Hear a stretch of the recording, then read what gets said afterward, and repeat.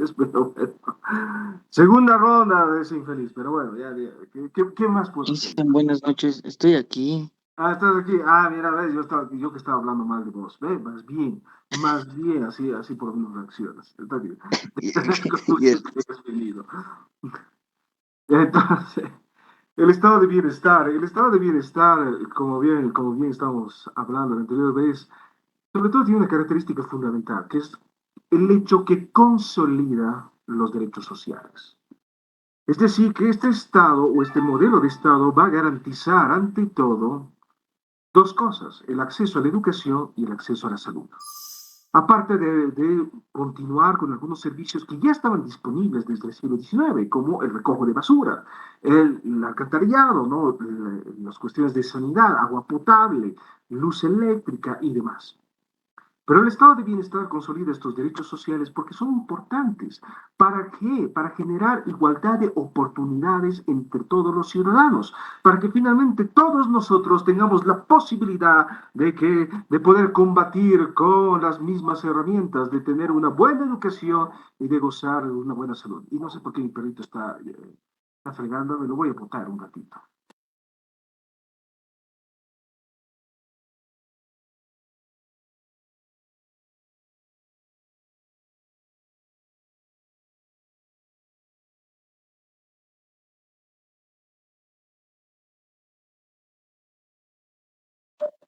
Lo siento. Pero bueno, entonces el estado de bienestar consolida esas dos cosas, que es salud y educación, ante todo, para darle la oportunidad a todas las personas de poder acceder a esos dos servicios.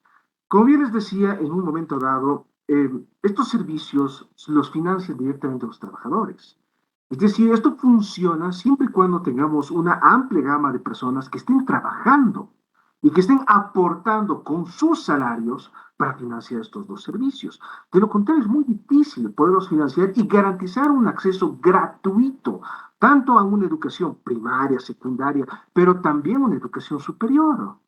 Y lo mismo con la salud. Es muy difícil mantener un seguro de salud universal si no tenemos quien aporte y quien financie estos servicios, tomando en consideración que ambos son servicios bastante caros. En regla general, aquí no tenemos datos muy precisos de cuánto cuesta un estudiante o cuánto cuesta una noche en un hospital. Se presume más o menos, porque el dato no es preciso, que cada estudiante, como cada uno de ustedes aquí en la universidad pública, cuesta alrededor de 22.000 bolivianos al mes. No al mes, al semestre. No, al mes ya sería mucho, pero al semestre. Pero no queda claro de dónde sale ese dato ni cómo se lo ha calculado realmente. Pero bueno, más o menos es lo que se comenta. Y finalmente, una noche en un hospital, pues cuesta más o menos unos 5.000 bolivianos. Entonces, son servicios sumamente caros. No es algo que se pueda financiar así nomás. Y ese es uno de los grandes problemas. El estado de bienestar encontró el modelo de financiamientos que se basa sobre todo en el aporte de los trabajadores. Y no es un aporte voluntario, es un aporte obligatorio. Tú estás trabajando feliz y contento, sabes, viene tu boleta de pago y ahí te han descontado una serie de cosas, incluyendo lo que va a financiar la salud y lo que va a financiar la educación pública gratuita. Perfecto. Ahora, eso efectivamente funcionó muy bien durante básicamente unos 30 años. Pero este modelo comienza justamente a entrar en crisis, sobre todo cuando la masa de trabajadores va disminuyendo paulatinamente. Y hoy en día está totalmente en crisis, por lo menos en Europa, por ejemplo, o es lo que pasa también en Japón. Los Estados Unidos funcionan siempre de manera muy diferente porque su sistema sigue siendo eminentemente privado y nunca consolidaron un sistema público ni de salud ni de educación. Pero lo que pasa en Europa o lo que pasa en Japón es muy claro. El gran problema es que tenemos una población que está envejeciendo y tenemos una población activa muy reducida. Entonces, tenemos una pirámide demográfica invertida en la cual existen muchas personas muy mayores.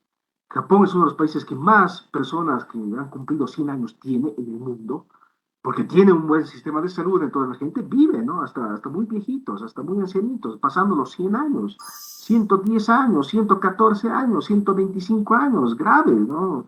tomando en consideración que finalmente la edad de jubilación son 60 años. Pero si vas a vivir hasta los 120, son otros 60 años más que vas a estar con vida. Entonces es un problema, son 60 años que ya no estás aportando, ya no estás trabajando, pero recibes servicios. Y uno de los servicios también que se han consolidado, parte de los derechos sociales, son las jubilaciones. Y las jubilaciones también se pagan a través de los fondos que son recaudados del aporte de nosotros los trabajadores. Ese es el asunto. Nosotros aportamos toda la vida para financiar estas cosas. Una jubilación digna, un acceso a una salud, sobre todo cuando somos personas de la tercera edad, que padecemos más enfermedades y demás, y un acceso a una educación gratuita, no solamente para nosotros, pero también para las futuras descendencias, para los hijos y los hijos de nuestros hijos, y así sucesivamente. Entonces, lo que pasa en Europa y lo que pasa en Japón es que tenemos esta pirámide demográfica invertida, en la cual pues hay muy pocas personas que están aportando y hay muchos beneficiarios de un acceso a una salud gratuita y de jubilaciones. Y por lo tanto, el sistema está totalmente en crisis porque no sabemos de dónde vamos a sacar dinero para seguir financiando todo esto. Y no se pueden coartar esos servicios porque son derechos total y completamente adquiridos. Nadie va a renunciar al derecho a la jubilación. Entonces, se ha implementado otra serie de mecanismos para poder seguir financiando estos servicios, pero con el impulso privado. Y ese es el gran problema.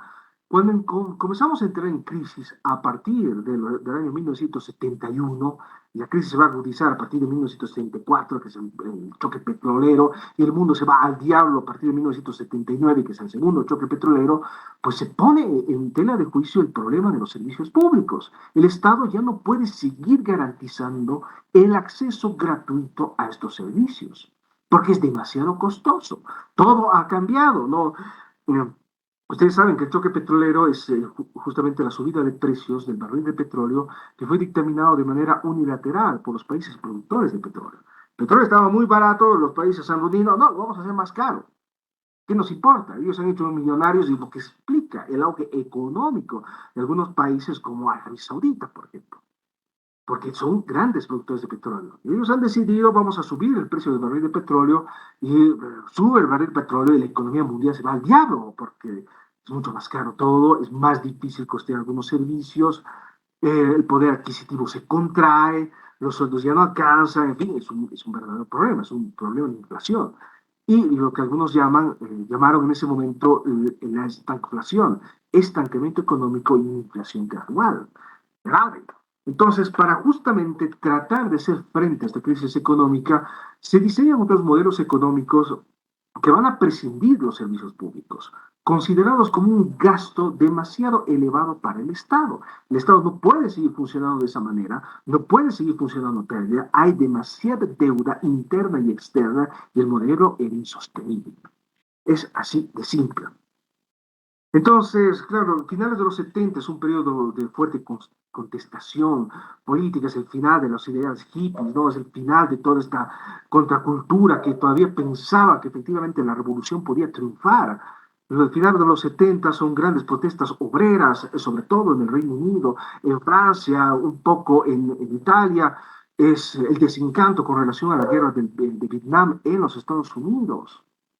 Este país que se había declarado protector del mundo y que anda masacrando a los pobres vietnamitas de una manera horrenda y espantosa, pero también coincidente con lo que pasó en América Latina con la implementación del Plan Cóndor y sustentar a gobiernos sumamente sanguinarios como lo que pasó en Argentina con el proceso de reconversión nacional. Entonces hay un desencanto muy fuerte frente a los ideales que sustentaron todo este armazón que sostiene el estado de bienestar.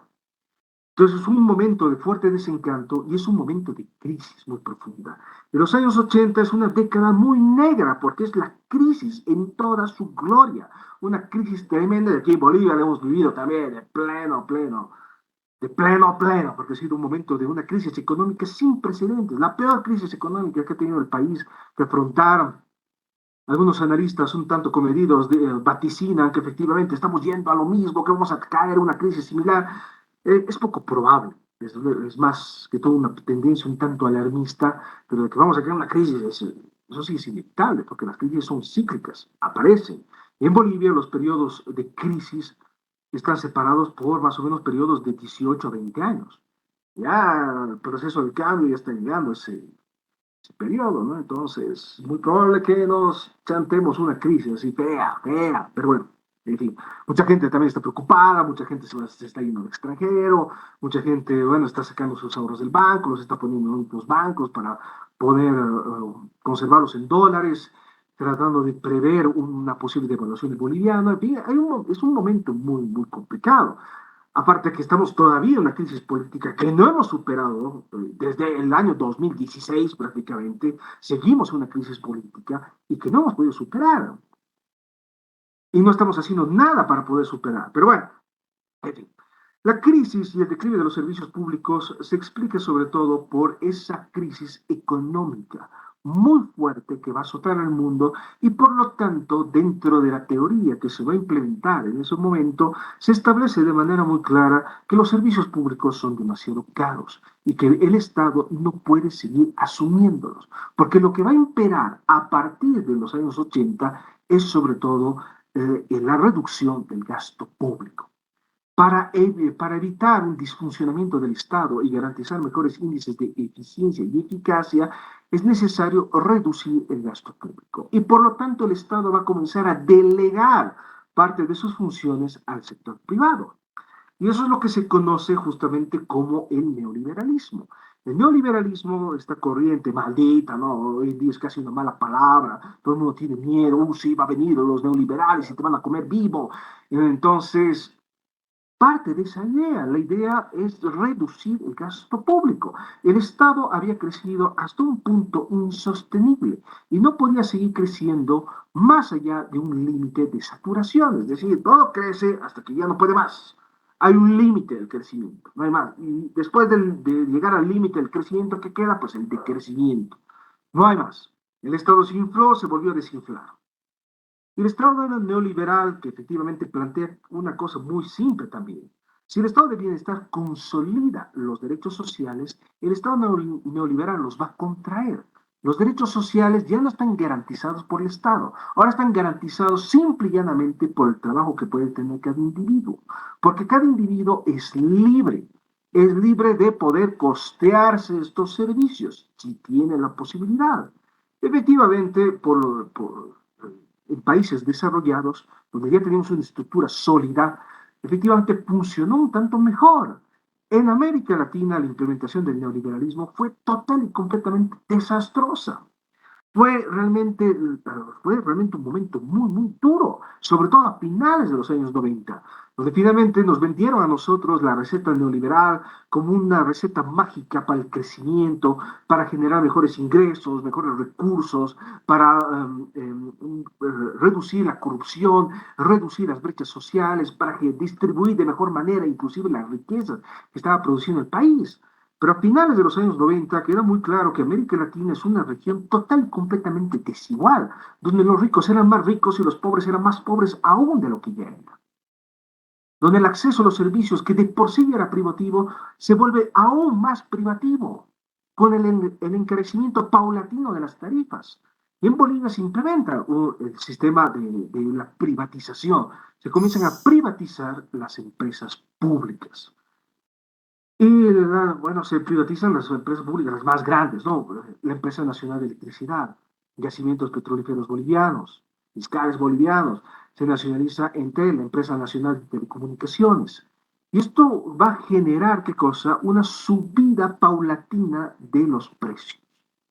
No se olviden que antes de la reforma neoliberal, el precio de la electricidad era único, había una tarifa única. Gastes o no gastes, así tengas un miserable foco prendido o tengas 10.000 focos prendidos, pagabas exactamente lo mismo, que eran 32 bolivianos, y se acabó, tarifa única. Lo mismo con relación al servicio de teléfono. El servicio de teléfono costaba 12 bolivianos, en un momento en el cual todavía no había telefonía móvil. Entonces costaba 12 bolivianos, hables 8 horas continuas o hables 2 minutos, costaba exactamente lo mismo. ¿Cómo se explican estos precios? Porque es el Estado el que subvenciona estos precios y paga la diferencia. Eso funciona siempre y cuando el Estado tenga dinero. Si no tiene dinero, es bien complicado. Y es el modelo del Estado del 52. El Estado del 52 comienza a entrar en una crisis porque no tenemos dinero, tenemos una inflación galopante.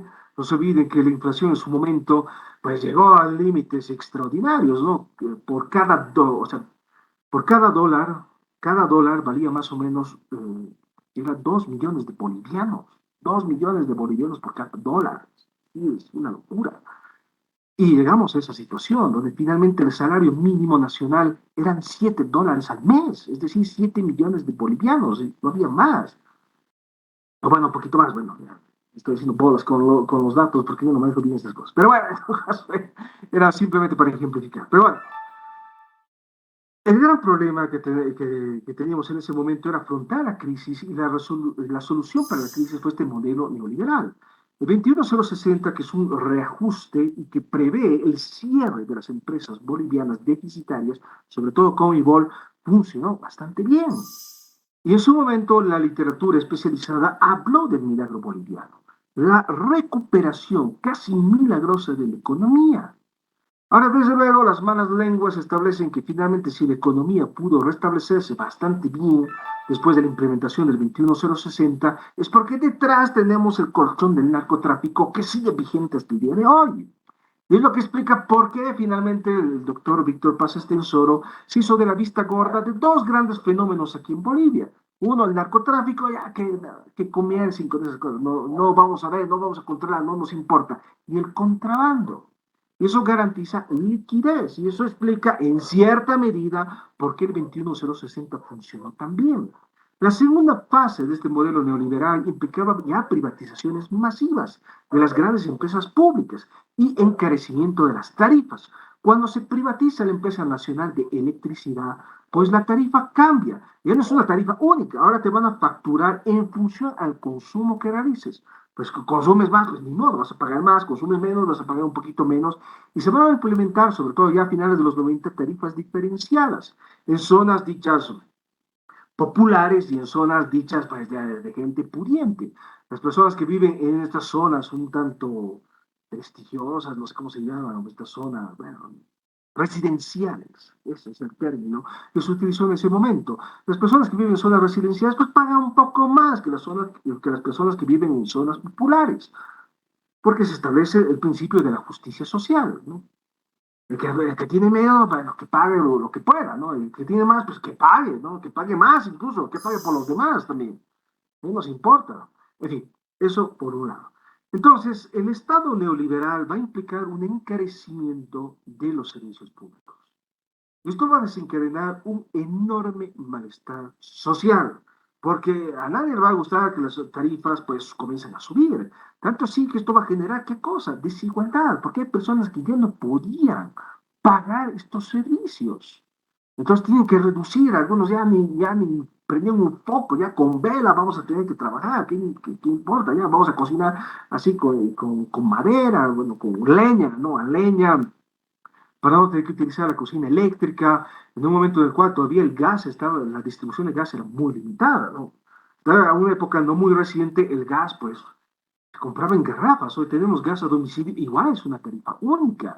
Y eso no va a durar eternamente, porque el Estado no tiene mucho dinero. Cualquier ratito va a subir la tarifa del gas y este país se va a incendiar, ¿no? Así nomás. Entonces, la gota que derramó el vaso del Estado neoliberal fue justamente la privatización de los servicios de agua. Entonces, en algunos casos, sobre todo en la ciudad de Cochabamba, la tarifa se triplicó y en algunos casos aumentó de un 300%. ¿Eso qué va a desencadenar? Pues masivas reacciones de protesta. Imagínate que tú te estás pagando feliz y contento de un día para el otro, tu tarifa se ha incrementado de esa manera en 300%, pues nadie va a estar contento frente a la situación. Entonces, esto va a desencadenar protestas masivas, la conformación de la famosa coordinadora del agua, presiones, y en ese entonces el gobierno del señor Hugo Banzer Suárez, pues, ¿qué es lo que hizo? Hizo lo que él sabe hacer. Se viene que Hugo Banzer Suárez era un militar, gobernó con mano dura en su momento, así, una mano muy, muy dura, tomó la Universidad de San Andrés en agosto de 1971, hubieron 20 muertos en ese momento. En 1972 se produce la famosa masacre de Torata. y la masacre de Toro Toro. Murieron más o menos 200 personas, ¿no? Entonces, es su estilo de gobierno, reprimir. ¿Qué es lo que hizo en abril del año 2000? Pues igual, reprimió. Era un estado de convulsión tremendo, militarización de la sociedad. Yo recuerdo esos momentos, ya estaba saliendo del colegio, me recuerdo muy bien haberme levantado temprano en la mañana y vi cómo los militares comenzaron a trincherarse en casi todas las esquinas, aquí en la ciudad de La Paz. Y lo mismo pasó en todas las ciudades capitales del departamento. Y en Cochabamba la situación era crítica. Y esto desencadena aún más manifestaciones de rechazo. Y fue gravísimo en su momento. Entonces, en abril del año 2000 se produce lo que hoy en día se conoce como la Guerra del Agua, que es una represión violenta a un movimiento casi insurreccional que clamaba simplemente tarifas más justas, sobre todo para las personas. Y ahí surge un eslogan que después se va a apropiar el movimiento socialismo, que es el agua es vida. Sin agua no hay vida. Lamentablemente es así. El agua no se puede privatizar, lamentablemente no se puede. No puedes privar a las personas de agua porque sin agua no vivimos. Es tan simple como eso. El agua es elemental para garantizar la vida y el hecho que las tarifas se hayan descontrolado de esa manera, pues forzosamente desencadenó un conflicto social enorme, el mayor conflicto social hasta ese momento. No nos olvidemos, ¿no? Fue el mayor conflicto y por eso se conoce como una guerra del agua, porque fue un enfrentamiento directo entre estos movimientos sociales que estaban organizando y el Estado. Y hubo muertos de por medio, fue todo un desastre. Todo el mundo recuerda, ¿no? Este capitán del ejército, no capitán de la policía que estaba vestido de civil y disparaba así a la multitud. Todo el mundo se acuerda de eso porque las imágenes circularon y fue denunciado por la prensa, que hoy en día no, el gobierno no quiere a la prensa, pero la prensa también tiene pues su rol en todo eso. La prensa también denunció los excesos y los abusos en ese momento. También denunció lo que pasó en el año 2003 y también va a seguir denunciando los atropellos que se cometan hoy en día. En fin, entonces ese sería un problema, ¿no? El Estado neoliberal planteaba una reducción del gasto público. Eso implica, ¿qué cosa? Constricción de los derechos sociales y encarecimiento del costo de vida.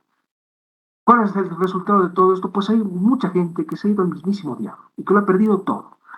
Y esto va a generar desigualdad social, tanto así que el siglo XX se cierra en América Latina como la región más desigual del planeta, donde existía una enorme brecha social entre aquellos que son asquerosamente ricos y aquellos que son asquerosamente pobres. Eso era un problema enorme. Y es la situación, esa crisis tremenda, la que va a sentenciar de muerte a ese sistema de partidos políticos que estaba vigente en ese momento. Todo se va al diablo. Y justamente ya en el año 2002, el MAS se convierte en una alternativa real de poder implementar un cambio real en esta conducción del Estado, implementar un nuevo modelo de gestión pública que rebase al Estado neoliberal. Y la respuesta es el famoso vivir bien. Y el vivir bien tiene estos tres grandes principios que es reciprocidad, armonía y complementariedad. Ahora, desde luego, el gran problema que tenemos con el vivir bien es que no deja de ser una categoría bastante abierta y que no ha sido conceptualizada adecuadamente.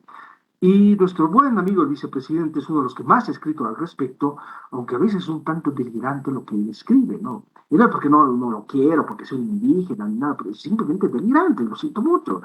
Es decir, no tiene pies ni cabeza las cosas que está argumentando, porque un modelo de gestión no puede ser, no puede, ustedes lo saben, son administradores, no puede implementarse simplemente evocando a la naturaleza y los buenos deseos, que somos amiguitos y y nos agarramos de la mano. En fin, esto tiene que ser algo real, tiene que ser algo concreto. Pero bueno, en todo caso, el vivir bien es el modelo de gestión pública alternativo al Estado neoliberal y que plantea eso, un modelo de desarrollo alternativo, un modelo de desarrollo respetuoso del medio ambiente, un modelo de desarrollo respetuoso de los usos y costumbres de los pueblos indígenas, un modelo de desarrollo equilibrado, no depredatorio, un modelo equilibrado que debería beneficiar a las energías renovables, al reciclaje. Hoy en día las energías renovables pues no ocupan mucho y el reciclaje pues que no ha funcionado muy bien porque este país sigue enterrado en bolsitas de plástico y el consumo de botellas plástico es alucinante. Es increíble la manera como se consumen gaseosas en este país. Y consumir gaseosas no es bueno para el medio ambiente, ¿no? Para nada, ¿no? Deberíamos haber implementado una política dura, una campaña para desprestigiar estas gaseosas, expulsar a la Coca-Cola, al fin y al cabo, esos imperialistas desgraciados. Entonces, vemos por un lado, el gran problema que yo tengo con el vivir bien es que vemos por un lado que efectivamente existe un discurso, pero por el otro lado que no se hace nada. O sea, un gesto realmente duro habría sido expulsar a la Coca-Cola, ¿no? Vayan a vender su agua contaminada a otro lado. Esas son las aguas negras del capitalismo. Y fomentar un consumo de algún refresco que sea un poco más saludable, ¿no? Los hervidos que consumíamos, bueno, que yo consumía cuando era niño, que seguramente sus padres también consumían, que los abuelos hacían, en fin, se pueden generar alternativas. Pero aparentemente todo se basa en un discurso bien bonito, pero no se hace nada para sustentarlo y es un problema enorme. Entonces, ¿qué cosa significa la reciprocidad? La reciprocidad es dar y recibir. Esto enmarcado dentro de lo que es la filosofía indígena, ¿no? Dentro de la filosofía indígena se establece que el individuo no nace solo, nace en una comunidad. Y la comunidad tiene que hacer todo lo posible para proteger a este mundo, ¿no? A esta guagua, como bien lo establecido nuestro buen amigo el vicepresidente hace un tiempo no muy lejano, cuando surgió el escándalo de este tipito que le pintó la cara a Colón, le rompió la nariz, y después el vicepresidente sabe, pero es mi guagua, es la guagua del pueblo, nadie lo puede tocar, por favor, a ver, es la guagua. Bueno, habría que ver hasta dónde somos guaguas o no, pero bueno, habría que ver, ¿no? Pero bueno, muy guagua no me parece, pero bueno, esa es mi percepción personal.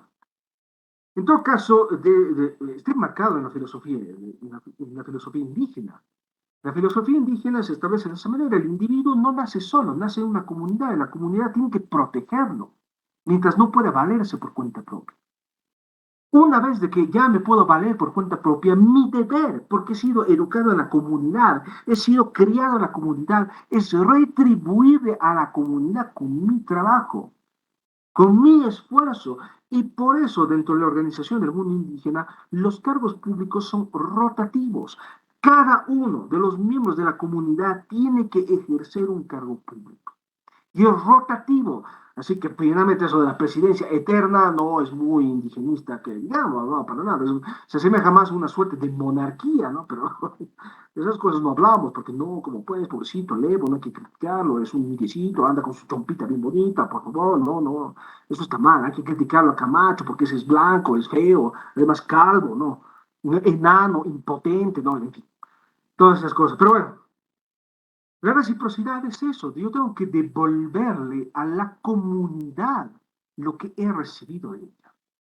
Y tengo que devolver con mi trabajo y mi esfuerzo. Y me pongo al servicio de la comunidad. Ese es el principio fundamental. Y esto es lo que va a sustentar la nueva ética pública del Estado plurinacional. De que yo me pongo al servicio de la comunidad. Armonía, ¿qué significa? Porque los pueblos indígenas son sabios y consideraban que existía un equilibrio ecológico entre los diferentes pisos. Hay que garantizar ese mismo equilibrio para evitar una situación de desigualdad y de una situación depredatoria como lo que es finalmente el capitalismo, ese capitalismo salvaje, que finalmente, ¿qué es lo que hace con la naturaleza? La destruye. Está bien, ¿por qué no?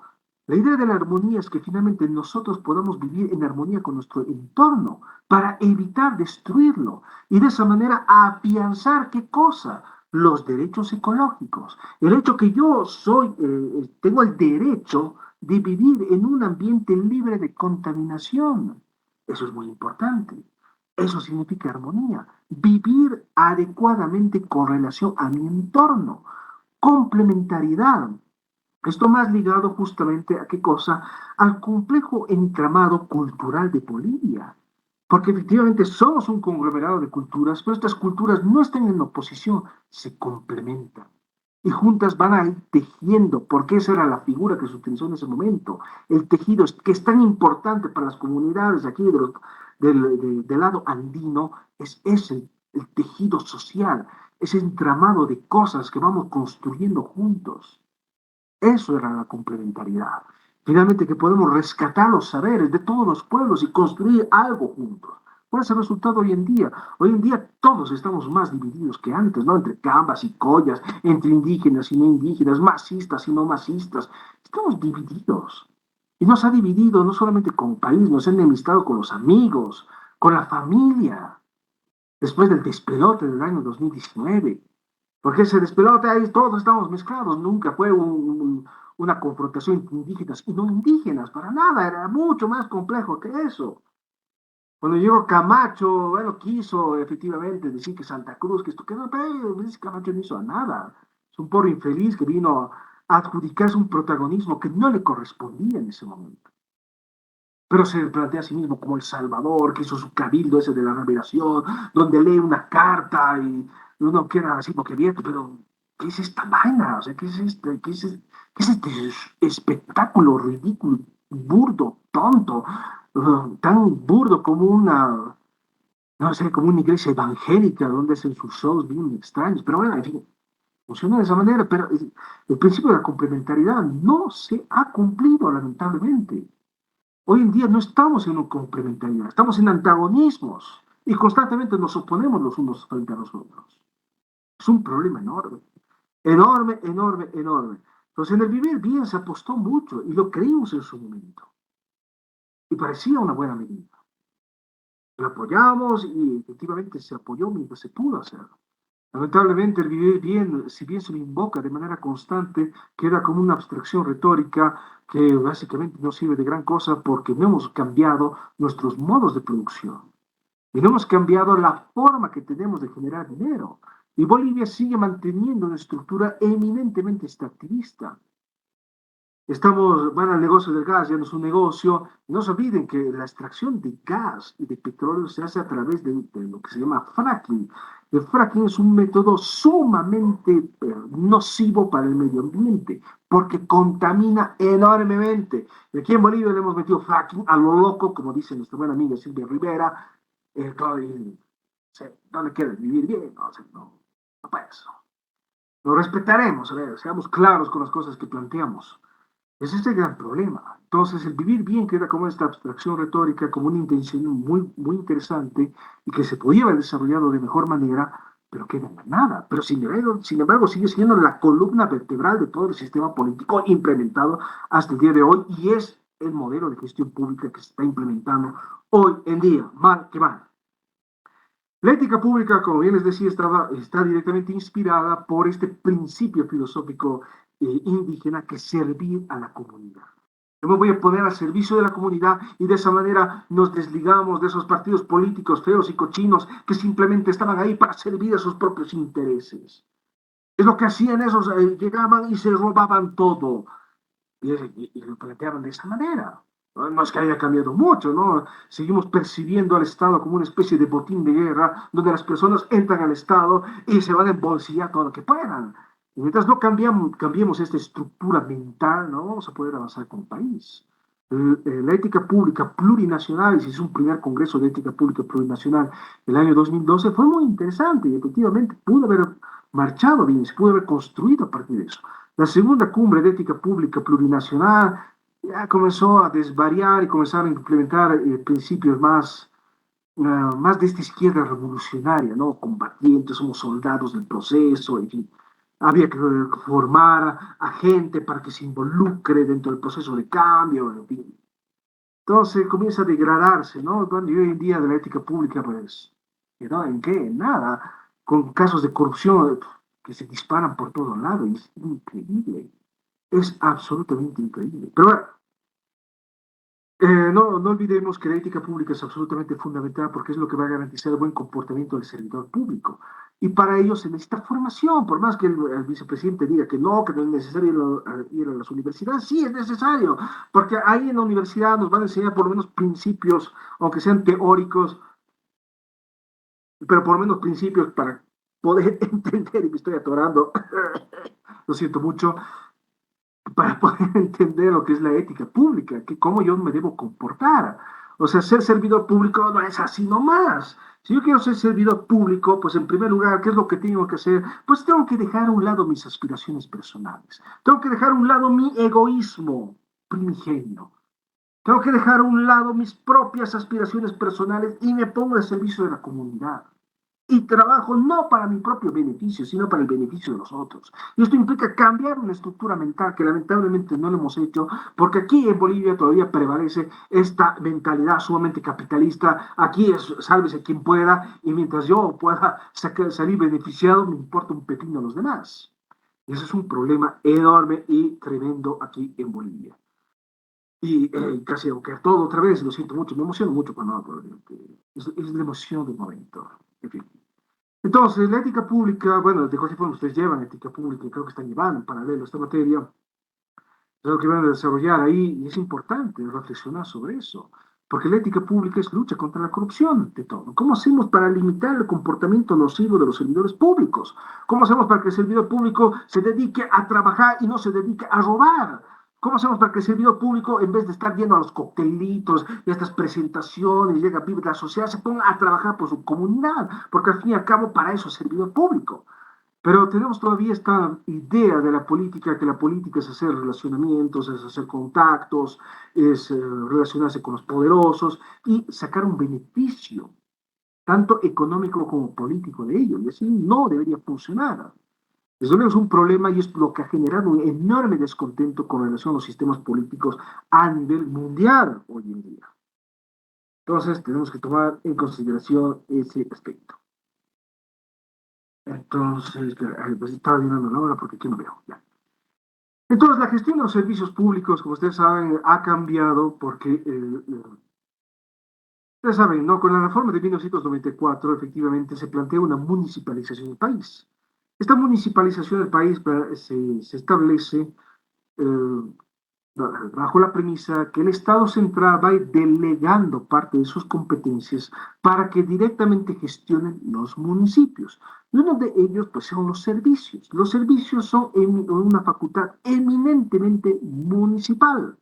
Servicios, todos los servicios, ¿no? Educación, salud, saneamiento, recojo de basura, alcantarillado, todo eso, energía renovable, todo lo que puede enmarcarse dentro de la categoría de servicios, que es una categoría bastante amplia, pues todo eso es competencia municipal, y es competencia municipal desde la reforma de 1994 con la implementación de la famosa ley de participación popular, con el objetivo de que, para que sean los propios lugareños, los propios vecinos, los que puedan generar una gestión directa de los servicios públicos y de esa manera garantizar un control adecuado de, ¿qué? De la calidad, como estaban hablando ahí del foro, que se les ha respondido a todos, ¿no? Había otro foro también para que puedan ahí comentar, charlar, así, discutir, así, contabilizo también la participación.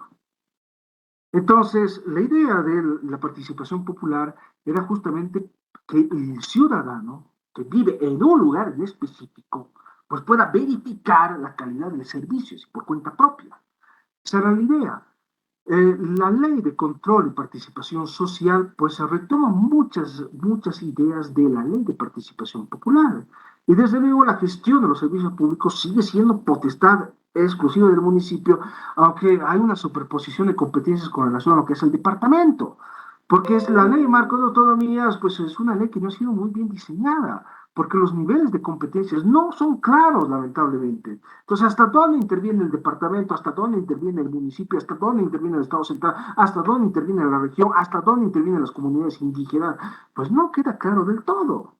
Entonces, es un verdadero problema porque esto ha generado un embrollo enorme y una serie de interpretaciones y cada quien va a jalar para su interpretación y no hemos llegado a nada. Tanto así que esto de la autonomía ha entrado en estado de coma y parece que no se va a activar porque tampoco hay un interés político detrás. El único departamento que funciona más o menos autónomo es Santa Cruz.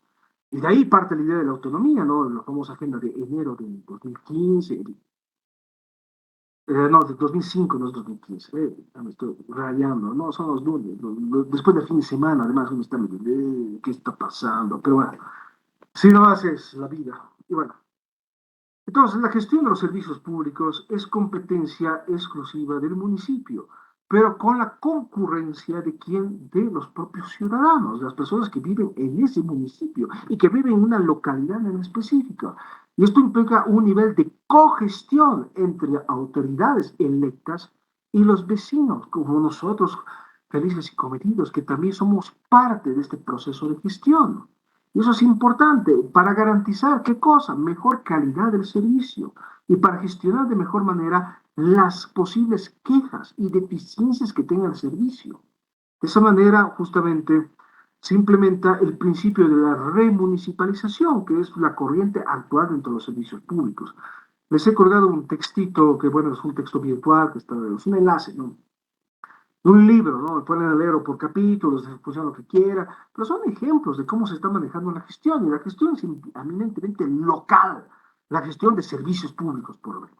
Entonces, tiene que ser local, es la gente que vive en un determinado lugar la que tiene que gestionar los servicios que realmente considera que son necesarios. No es el Estado el que decide, son los propios ciudadanos. Entonces es la corriente de la remunicipalización, porque los servicios a nivel mundial se privatizaron. En algunos casos se volvieron a renacionalizar y en algunos y en la mayor cantidad de los casos, pues es un sistema mixto el que funciona, con participación pública, pero también con participación privada, pero bajo la vigilancia estrecha de los propios lugareños. Ese es el modelo de gestión que está vigente hoy en día a lo largo del mundo y es lo que Bolivia quiso implementar, aunque bueno, quedó también letra muerta. No vamos a negar que el principio del control y la participación social es muy importante. No lo vamos a negar, es cardinal. Ha sido excelente, es un paso hacia adelante, pero no se ha logrado implementar adecuadamente. Y ese sería un problema de fondo. En fin. Entonces, aquí está el vivir bien. Esto es pues, vivir bien. Qué bonito. A ver, esta vez más grande. Ya, entonces, el vivir bien, esta es la definición, este es un gráfico que lo saqué del Ministerio de Educación. Entonces, el vivir bien lo definen de esta manera, y ese es el gran problema también. Revisen cualquier documento, yo estoy perdiendo la voz, revisen cualquier documento público, la definición de vivir bien cambia de manera constante, es increíble. Hay 10.000 textos que ha publicado el Estado, son 10.000 definiciones diferentes. Entonces, el vivir bien se lo define de esta manera, cuando menos desde la perspectiva del Ministerio de Educación. Vivir bien significa estar y sentirse bien en armonía con la sociedad y la naturaleza. Complicada la definición, ¿no? Uf, estar y sentirse bien. ¿Qué cosa es estar y sentirse bien? ¿Cómo vamos a cuantificar esto de bien? En armonía con la sociedad y la naturaleza.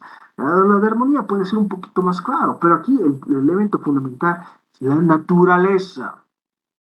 Esto se desglosa pues en áreas claves, ¿no? O prioritarias de desarrollo.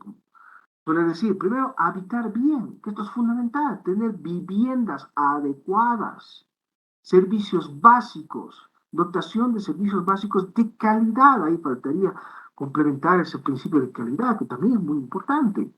Entonces habíamos hablado de la vivienda, ¿no? El censo por eso es necesario, porque es censo de población y vivienda. No solamente saber cuántos habitantes somos, es sobre todo saber cuáles son las condiciones en las cuales vivimos, que eso es lo importante del censo.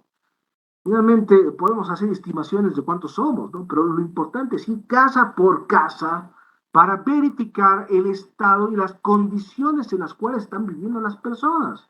De eso se trata y por eso se moviliza a un ejército de personas para que pueda realizarlo adecuadamente este censo de población y vivienda. Entonces, la vivienda, ¿cómo estamos viviendo? ¿En qué tipo de condiciones? ¿Con qué tipo de materiales estamos construyendo nuestras casitas? Una casa de adobe, pues es una casa mucho más frágil que una casa de ladrillos. Un techo de tejas es mucho más resistente que un techo de calamina. En fin, son pequeñas cosas que debemos tomar en consideración. Y ahí también es importante, ¿no? ¿Dónde está el servicio sanitario? ¿Está dentro de la casa? ¿Funciona con una fosa séptica? ¿Hay alcantarillado o no hay alcantarillado? ¿Está en condiciones óptimas o no está en condiciones óptimas? Eso es importante.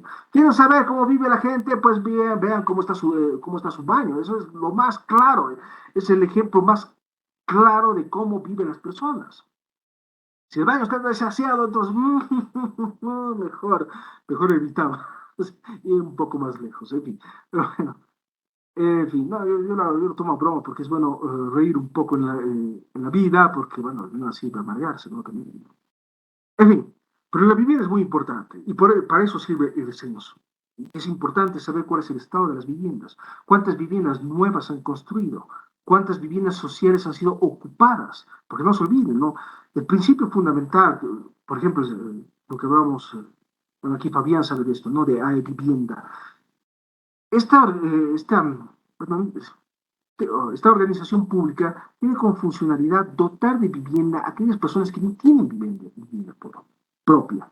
Y el Estado ha comenzado a construir lo que se llaman como viviendas sociales, porque efectivamente vivir como inquilino tampoco genera mucha calidad de vida, porque es caro finalmente, no son buenas condiciones. Además que uno no es libre de hacer lo que uno viene, le dé la gana. Estás ahí feliz y contento cantando en la ducha, de repente te golpean la pared, que cállate, que estás metiendo mucha bulla, infeliz, desgraciado, que mi guagua se va a despertar, que esto, que el otro. Que uno no puede hacer una fiesta porque igual despiertas a todo el mundo. Es complicado. La idea del Estado en ese momento, esto ya hace algún tiempo atrás, a partir del año 2010, 2011, 2012, se consolida esta idea de hacer viviendas sociales, es dotar de viviendas adecuadas y sobre todo que sean viviendas propias. Entonces el Estado construye viviendas, pero hay que ver cuántas de estas viviendas sociales realmente están siendo ocupadas, cuánto le ha costado al Estado todo esto y si no hay sobreprecios. Ese es el asunto y ahí interviene el control social. El control es fiscalizar directamente qué cosas están haciendo, cómo se está gastando el dinero. Pero la vivienda es importante y los servicios básicos también, el acceso a los servicios básicos. Desde luego en las zonas periféricas el acceso a los servicios básicos sigue siendo problemático, porque hay que garantizar la red de cobertura, tomando en consideración que las ciudades crecen. Todo asentamiento humano va a ir creciendo, es prácticamente inevitable. La ciudad de La Paz tiene un serio problema porque no puede crecer más, no hay dónde más crecer. Entonces están loteando cerros, están aplanando cerros, están tratando de hacer todo lo que se pueda, pero la calidad de los suelos no es la más apropiada y eso también tenemos que saber. ¿Cuántas de estas construcciones están asentadas en terrenos que son inapropiados para la construcción? En fin, por eso necesitamos datos y hay que hacer pues el famoso censo, no queda más. Desde luego sabemos que el censo no se va a realizar porque hay cuestiones políticas. En estos momentos todos sabemos que efectivamente el departamento de Santa Cruz es el más grande de Bolivia, donde se concentra la mayor cantidad de población. Y sabemos que los resultados del censo van a generar lo que se conoce como un pacto fiscal, que es la redistribución de los ingresos proporcional al número de los habitantes. Y es más, esto va a generar también una reconfiguración del propio Parlamento a nivel de representatividad, porque si el departamento de Santa Cruz es más grande, entonces merece mayor representatividad, porque el sistema es proporcional. Tengo tantos diputados y tantos senadores en función a mi población. Y esto ha generado ya despelotes, ¿no? Porque sabemos de que hay departamentos que no han crecido tanto y no se olvide que hay un techo, hay un número de diputados y senadores que no se puede rebasar. Eso habría que cambiar porque es un enorme problema esto de cómo se van a asignar escaños, es un despelote. En estos momentos, por simplemente estrategia política, pues no se va a hacer el censo porque nadie quiere darle más recursos a Santa Cruz. En estos momentos hay que asfixiar a Santa Cruz porque es el enemigo, ¿no? Es el Cama desgraciado, ¿no? Oligarca, racista, blanco, como la tal Foyanini que estaba hablando disparates el otro día. En fin, ¿no? Es el estereotipo del Cama, ¿no? Somos blancos, tenemos apellidos bonitos. En fin, pero pero bueno, pero bueno. Es increíble. Pero bueno, es la prueba que esas cosas existen, lamentablemente. Y de momento, por un cálculo político, no se va a hacer el censo se va a hacer después del 2025, después que se realicen justamente las elecciones, y ya será pues cuestión del próximo presidente. Entonces, ¿de que esto va a generar descontento? Sí, desde luego que sí, Santa Cruz se va a seguir movilizando, pero Santa Cruz no tiene pues mucho margen de acción. Aparte de Santa Cruz, nadie más se va a mover, la gente está descontenta, la gente ya no quiere movilizarse. Tenemos la experiencia traumática del 2019, tenemos la experiencia aún más traumática del gobierno de Yanine Áñez, que la gente ya no quiere. Ya.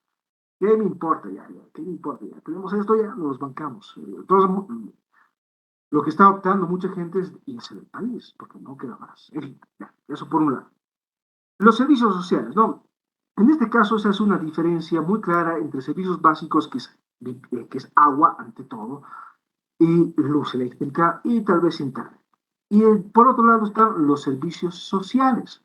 Y ahí entra la educación, el saber, conocimiento y la innovación. ¡Oh, qué bonito! ¿Esto qué implica de estos servicios sociales? Y también, bueno, está aquí salud y nutrición, ¿no? La educación se desglosa en estos tres elementos, ¿no? Saber, conocimiento e innovación. Algo más dice, ¿no? No dice nada más. Entonces, educación, saber, conocimiento y después innovación. ¿Qué significa? Que hay que garantizar, desde luego, una educación que sea pública, que sea gratuita para todos los bolivianos, desde luego que sí, pero que tiene que ser una educación, lo que el ministerio llama una educación descolonizada, donde a los niños se les tiene que enseñar la historia de los pueblos indígenas. Y eso no tiene nada de malo, ¿no? Está bien, puede funcionar.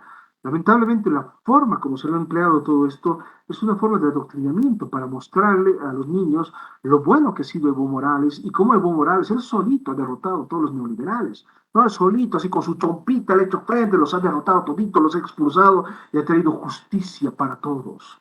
Y así les enseñan a los niños, ¿no?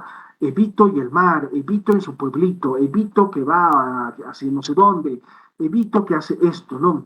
Nuestro buen presidente Evo Morales, el primer presidente indígena, logró construir un nuevo Estado plurinacional para redistribuir las riquezas y así. Eso es propaganda. Es decir, es sumamente peligroso utilizar la educación pública con fines propagandísticos, porque eso es lavar en la mente a las personas y eso no es ético. La educación tiene que ser una educación crítica ante todo, porque aquí, por lo menos, por ejemplo, en el curso, la cosa es que no es que piensen igual que yo pienso, ¿no? Yo tengo mi forma de ver las cosas. Ustedes tienen que tener toda la libertad para poderme refutar y me decir, no, a ver un momentito. Me parece que usted está hablando macanas. Está bien, tiene todo el derecho de hacerlo y tiene todo el derecho de refutarme siempre y cuando esté debidamente fundamentado. Ese es el asunto. El saber dentro de las universidades se construye de esa manera. Construimos un saber fundamentado. No es así opinar por opinar, ¿no? Construimos algo juntos y eso es lo importante de una clase participativa y demás. Lo otro no es participar simplemente para perder tiempo, para que no avancemos, porque viene el examen y demás. No, no es participar por participar. Y es construir un conocimiento colectivo. Y eso es importante. Y la educación, por eso, tiene que ser eminentemente crítica. No solamente obedecer lo que alguien más dice.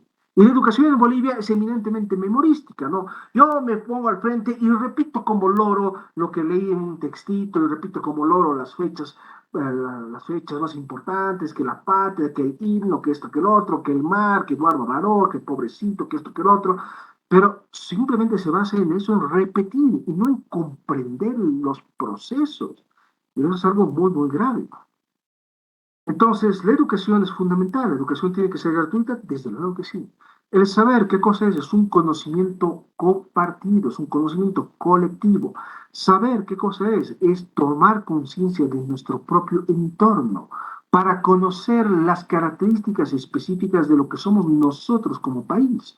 No podemos aprender sobre cosas que no nos conciernen o sobre teorías un tanto abstractas que tal vez no se apliquen en el país de la misma manera. Tenemos que saber y aplicar el conocimiento en función a la realidad en la cual nosotros estamos inmersos. Eso está bien, es importante realizarlo de esa manera. La innovación, bueno, lamentablemente ustedes saben que innovar es encontrar algo nuevo, una nueva forma, una nueva técnica, un nuevo modelo de gestión. Lamentablemente en temas de innovación pues no tenemos gran avance porque no existen centros de investigación. De la investigación va a surgir innovación. La innovación no va a surgir así por arte de magia, porque simplemente el vicepresidente va al cero y se va a meditar y un cóndor se va a posar en su hombro. No, así no va a salir innovación.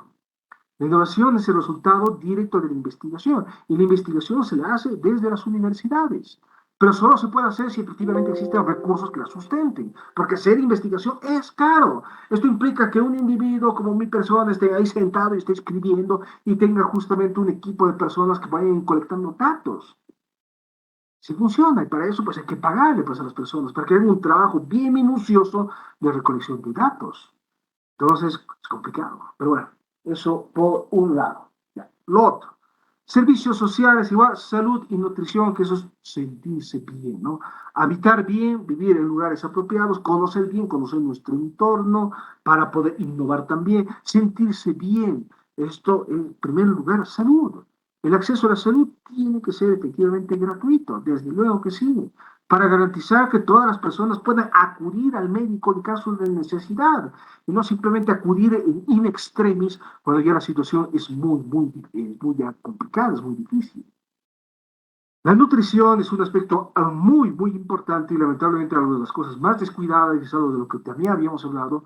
Finalmente podemos hablar de nutrición, que hay que comer bien, pero si lo que más se vende es pollo frito, entonces como que no está funcionando el asunto. La idea de la nutrición es que aprendamos a comer adecuadamente, aprendamos a comer cosas que sean nutritivas, ¿no? Y no cosas que nos van a engordar. Si efectivamente en un momento la desnutrición infantil durante la era neoliberal fue un problema, hoy estamos enfrentando ya no tanto el problema de la desnutrición, estamos enfrentando el problema de la obesidad infantil, el problema de enfermedades como la diabetes, enfermedades como la gastritis crónica, ¿no? El tomar gaseosa va a generar gastritis, lamentablemente es así. Y debemos tomar en consideración en un país en el cual la gaseosa se consume enormemente. Enormemente, lo que más se consume, eso y cerveza, ¿no? Son las dos cosas que más se consumen, en las que sea muy nutritivo, que digamos, ¿no? Entonces, la idea de la nutrición es poder generar un equilibrio entre las cosas que nosotros comemos y podamos alimentarnos de manera sana. ¿Qué significa alimentarnos de manera sana? Pues alimentarnos como se puso de moda en Europa con productos orgánicos. Eso es lo que quería decir. ¿Qué son los productos orgánicos? Son aquellos que han sido cultivados sin necesidad de pesticidas, sin insecticidas, sin necesidad de hormonas de crecimiento ni demás. Sabemos que la industria cárnica funciona de esa manera, con hormonas de crecimiento. En tres meses el pollo se ha vuelto gigante, ¿no? Inmenso, robusto, con su músculo desproporcionado. En 3 meses, ¿no? Pues, ¿no? Es un pollo mutante. Eso, y es lo que nosotros consumimos. Un pollo que está lleno de hormonas, y efectivamente, en algún momento Evo Morales también lo dijo, no, este pollo vuelve homosexual a la gente. Bueno, no está así, pero sí puede generar problemas de salud, consumir esta carne con demasiados químicos detrás. Preservantes, colorantes artificiales. Vean la información nutricional de los paquetes que ustedes consumen. Esos, pues, los Doritos, por ejemplo. Doritos es la cosa más artificial, es un pedazo de plástico. Ya será rico y todo, pero es un plástico artificial, todo es artificial en eso. Es un maíz artificial hecho con colorantes artificiales y saborizantes artificiales. Entonces, no es una casualidad que justamente el cáncer se haya convertido en la principal enfermedad que debemos enfrentar estos días. Y esto está directamente ligado a la nutrición, a la forma como nosotros nos estamos alimentando. Comemos mucha comida chatarra y esto va a degenerar en cáncer. Lamentablemente, la relación está hecha y se lo ha demostrado muchísimas veces a través de muchas investigaciones. Entonces, es un problema enorme. Nutrición implica qué cosa? Que vamos a consumir productos que sean cosechados, no solamente por agricultores, pobrecitos que viven en los llanos o en el altiplano o en las montañas bien bonitos, sino que sean cultivados de manera natural, sin intervención de químicos, de hormonas de crecimiento, de abonos artificiales, de pesticidas y demás. Ese es el asunto. Porque si no, es simplemente invocar cosas al aire que no tienen ningún asidero con la realidad. Ese es el problema. ¿Qué consumimos? Para eso también sirve el descanso. ¿Qué estamos consumiendo nosotros? ¿De dónde sacamos los alimentos que estamos ingiriendo? ¿Cuántos alimentos procesados consumimos realmente todos los días? Son cosas que lamentablemente no sabemos muy bien. Y mientras no sepamos, pues no podemos implementar una política que sea adecuada en nutrición. Necesitamos conocer. Sentirse bien significa qué cosa, que yo me sienta bien en cuerpo y también en espíritu. Y para eso tengo que generar un equilibrio entre las actividades que también realizo. Entonces, no se olviden, ¿no? Todos estos componentes del vivir bien están debidamente interrelacionados entre sí. Artes, deportes y recreación. Artes y cultura, deporte y recreación, ¿no? Y se repite aquí mismo, ¿no?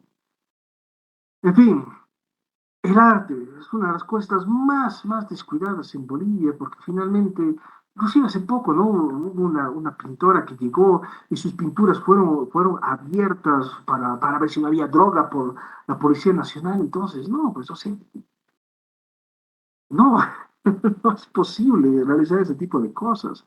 Entonces, ¿cuántos de nosotros asistimos a una exposición de arte, por ejemplo? ¿Cuántos de nosotros vamos a la presentación de un libro? Hace poco estaba la Feria del Libro, ¿no? Al día de ayer se acaba de cerrar la Feria del Libro. Efectivamente es un acontecimiento muy importante, hay gente que va, pero ¿cuánta gente compra el libro realmente? ¿Qué libro se está comprando? No es lo mismo que te compres un libro de autoayuda, cómo volverte millonario, a que te compres una novela como la de Ernesto Sábato sobre el Tumas. No es lo mismo, sí, para nada. No es lo mismo que te compres un texto académico a que te compres el compilado de los chismes del momento. No es lo mismo para nada. Y es importante también generar datos en relación a qué cosas estamos leyendo, cuánto leemos realmente. ¿Cuánto dinero se está manejando dentro de la feria del libro? Si realmente es importante hacerlo o no es, o no, porque ese es el problema. O sea, sabemos, pero no lo podemos respaldar con datos muy fidedignos. Sabemos que los bolivianos leen poco. Ahora, ¿cuánto es ese poco realmente? Pues no sabemos muy bien. ¿Es un libro al año? ¿Son 2 libros al año? ¿Es medio libro al año? ¿Es cuarto de libro al año? ¿Cuánto realmente leemos? ¿Y qué cosas leemos? Que eso es lo más importante. Y no solamente perdón, estoy perdiendo la voz lenta y dolorosamente. Y no solamente simple y llanamente leer por leer o leer fragmentos. ¿Cuántos de nosotros hemos leído un libro así de A a Z? ¿Cuántos libros hemos leído en un año? Sí, pero de A a Z, de principio a fin, sin haberme saltado nada. ¿Cuántos libros hemos leído realmente? Pero es un problema enorme. Ahora muchas veces la Feria del Libro se ha convertido más en un espectáculo.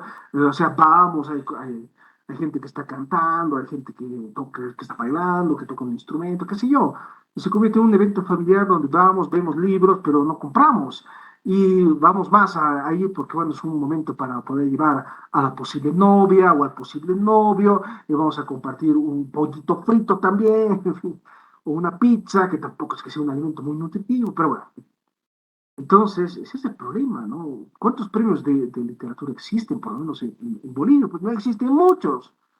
¿Cuál es el incentivo que tienen los autores para seguir publicando? Pues no es que sea mucho. ¿Cuál es el incentivo que tienen los artistas, los que pintan, para seguir pintando? ¿Cuántas exposiciones hacen al año? ¿Cuántos cuadros se venden en Bolivia? Tampoco sabemos, ya a nadie le importa.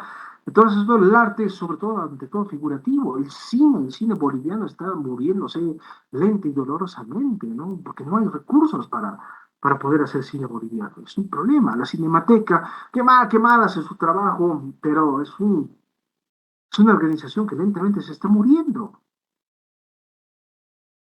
Entonces, problemas. Y son problemas serios. Deportes, bueno, deportes ya habíamos hablado que el deporte aquí en Bolivia, que no, o sea, todo es fútbol y el fútbol lo jugamos mal, además. Es decir, los peores equipos de fútbol aquí en Bolivia, en América Latina, los peores están aquí. Entonces, no hay mucho donde perderse. O sea, sí, nos gusta mucho el fútbol, pero nuestro fútbol es un desastre. Entonces, hay algo que está funcionando mal. Entonces, no es que se necesita más recursos. Lo que se necesita es disciplina deportiva. Está bien, eres deportista profesional, pero si te vas a beber todas las noches, o sea, mucho deporte no vas a rendir, ¿no? Para nada. Entonces, te gusta mucho el fútbol, pero si te emborrachas todos los fines de semana jugando fútbol, tampoco va a funcionar muy bien. Pero bueno, eso por un lado, y por el otro lado, lo que es importante es la recreación, centros recreativos. ¿Existen centros recreativos? ¿Qué cosa podemos hacer nosotros? ¿Cuáles son nuestras actividades recreativas? A mí me gustaría ir a asistir, ver una ópera, me gustaría ver un concierto de música clásica, me gustaría ver más conciertos también. Bolivia no es parte de los circuitos de conciertos, llegan muy pocas bandas y las pocas bandas que llegan, pues nunca más vuelven porque las condiciones no son las mejores. Porque en primer lugar no tenemos una sala de conciertos. En segundo lugar, no tenemos ni condiciones básicas para armar un escenario. No tenemos un equipo de sonido adecuado, ¿no? Ni siquiera una consola moderna para poder ecualizar el sistema de sonido. Entonces, gravísimo. Algunas bandas sí vienen con su consola de sonido, pero no pueden conectarlo a los parlantes porque nuestros parlantes o nuestro sistema de sonido es bien arcaico. Pero bueno, es un problema inmenso. No tenemos una sala de concierto. Tenemos el centro sí, de la orquesta sinfónico, que es chiquitísimo. Entonces, cada vez que hay un concierto se llena, se vende todo, porque entran 60 personas, ¿no? Entrarán ya 120 ahí todos apretujados, pero nada más, es decir, muy pocas personas. Necesitamos una sala de concierto grande, de gran capacidad, un teatro grande. ¿Cuántos de nosotros vamos al teatro también? Que también es una actividad artística, pero también es una actividad recreativa. A mí sí me gustaría poder ir al teatro de cuando en cuando. A mí sí me gustaría poder ir a ver una ópera de cuando en cuando.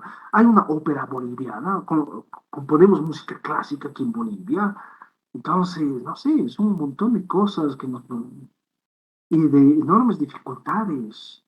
Y es bastante duro vivir realmente en este país. Realmente parece que estamos en el fondo mismo del mundo. Aquí nada llega, no llegan libros, es sumamente caro comprarse libros. Ustedes mismos lo saben. Entonces, hacia dónde vamos a recurrir? Hacia la piratería. Vamos a comprar el libro trucho y no vamos a comprar el libro original porque nos cuesta extremadamente caro. Entonces, es un problema inmenso. Los libros podrían estar subvencionados y el Estado podría hacerse cargo de una parte del costo del libro. Claro que sí, lo podría hacer. En vez de destinar recursos a quipus, podría destinar recursos a los libros para garantizar que finalmente nosotros como bolivianos podemos leer un poco más y podemos comprar y apoyar al autor, ¿no? Que eso es muy importante, y consumir producción nacional. Existen editoriales bolivianas, pues, muy buenas, existen autores bolivianos que también son muy buenos, pero aparte de un puñado de intelectuales y de comedidos, pues ¿quién lo conoce? Nadie. Y es un problema enorme, enorme, enorme.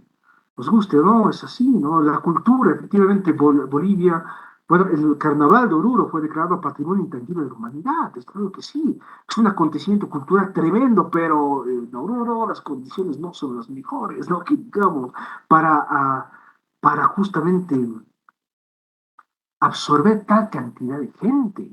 No es posible.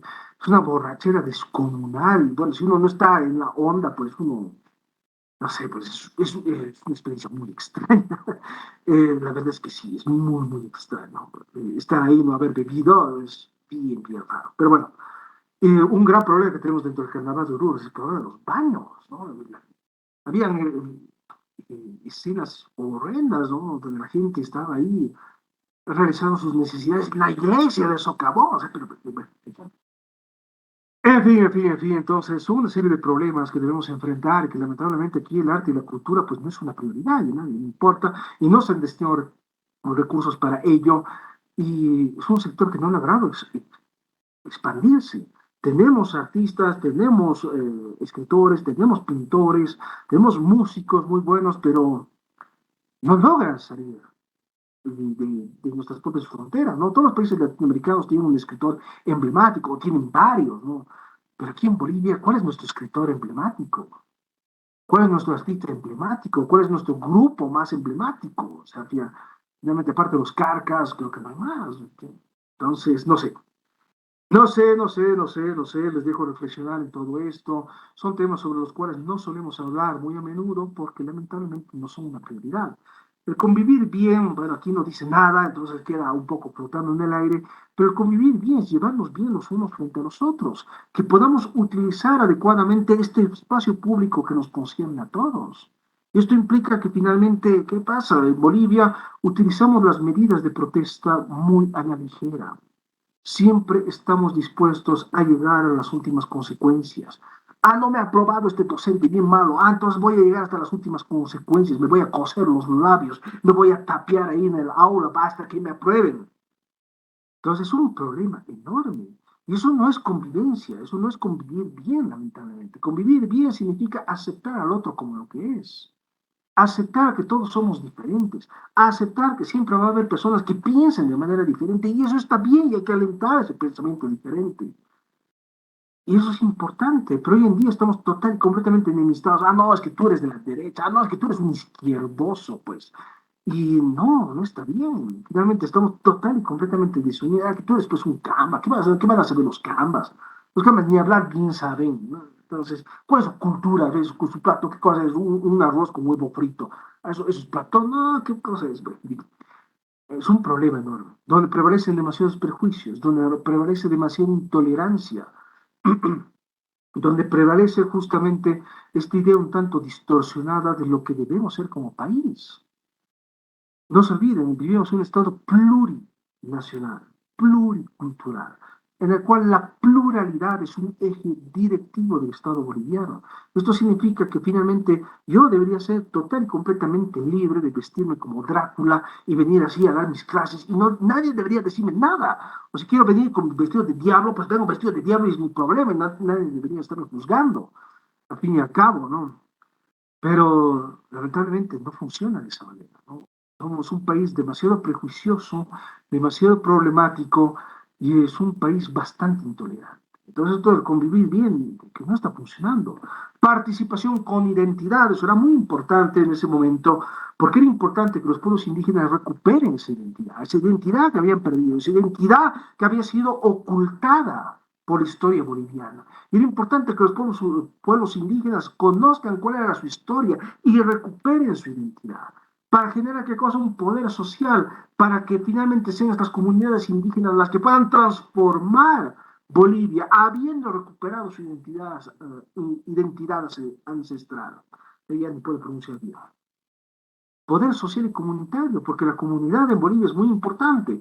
Somos una sociedad eminentemente comunitarista, corporativa por excelencia, en la cual funcionamos todos a partir de la comunidad y necesitamos la comunidad para poder surgir como individuos, eso es importante. Estado plurinacional y autónomo. Ahora lo de plurinacional con el convivir bien, medio que choca un poco y lo autónomo pues está en estado de coma. Producción y empleo, trabajo e ingreso digno. En cuestión de empleo, pues he hecho muy poco. Realmente es un problema enorme. Es un problema enorme dadas las cifras espeluznantes con relación a la informalidad en Bolivia. 85% de trabajo informal. Con ingresos altamente fluctuantes. ¿Quiénes ganan bien al fin y al cabo? Son muy pocos. ¿Quiénes ganan más de 5.000 bolivianos al mes? Pues son unos pocos. ¿Quiénes ganan más de 10.000 bolivianos al mes? Igual siguen siendo unos pocos. Hoy en día deberíamos tener una situación en la cual finalmente 10.000 bolivianos debería ser básicamente un salario más o menos ya estable para todos. Pero no es así. Ganamos muy poco. Lamentablemente ese es el problema. Y como ganamos muy poco, pues compramos muy poco también. Vamos a comprar lo que esté a la mano, lo que esté en rebaja, lo que llega de contrabando y no vamos a consumir lo que produce realmente el país, que es mucho más caro. Entonces es un problema inmenso. En cuestión de empleo se ha hecho muy poco, lamentablemente. Se requieren más o menos 60.000 nuevos empleos por año. ¿Dónde se van a generar esos empleos? Los ha generado el Estado. El Estado efectivamente ha ido creciendo, es el primer empleador de los bolivianos, pero ya no puede crecer más allá, porque no hay dinero para seguir pagando sueldos y salarios. Es así de simple. ¿Dónde se tiene que generar más trabajo? Pues es